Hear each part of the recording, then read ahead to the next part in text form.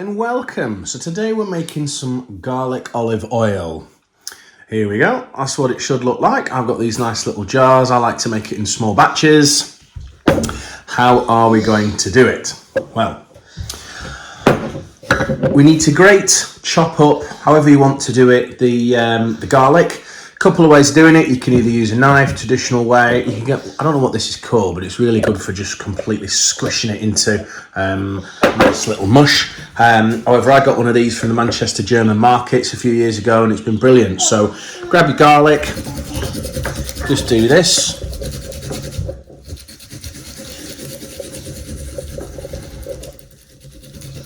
Now what I do is I take out the last little bit.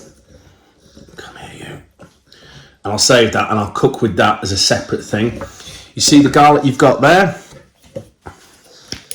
Pop that off. Squeeze that into yonder vessel. Okay, now what I've done is, or what I try to do, is I look at the size of the vessel and I think, right, well, how much garlic do I want to put in there? So I try to go for about a third to a half to fill it up. So I'll carry on doing the rest of this in there, put it up, and then I'll just top it up with some extra virgin olive oil. The reason I try and do it into this liquid, if you think about surface area to volume ratio, the finer you make it, or the more liquid you make it, the more it's going to infuse into the oil, so the quicker the oil is going to take on the flavour.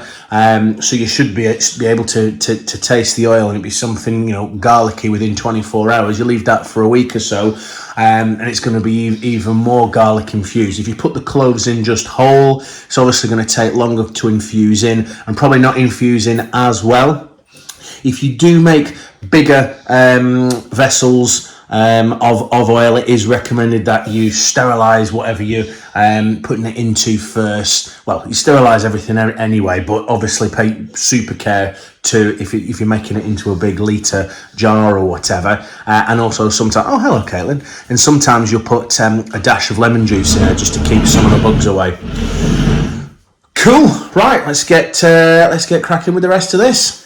Okay, so we've got the garlics all in there. So that's nicely away. So just to show you this again, it's just basically a friction plate. When the clay was wet, they've just made an indent, so it's just friction. So you just rub the garlic over it, and it pretty much turns it into a sauce straight away. So they're fantastic bits of kit.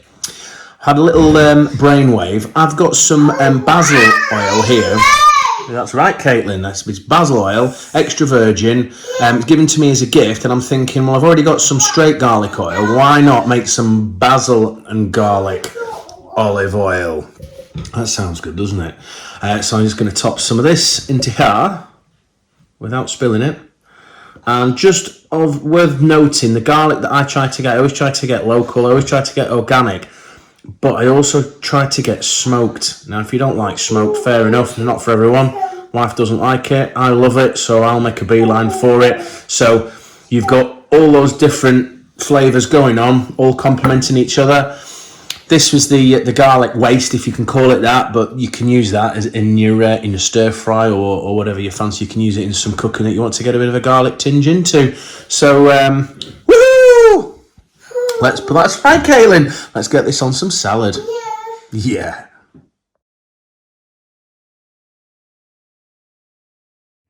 And remember, if you like what you see, like it, subscribe to it, and share with all your barbecue buddies. Woohoo!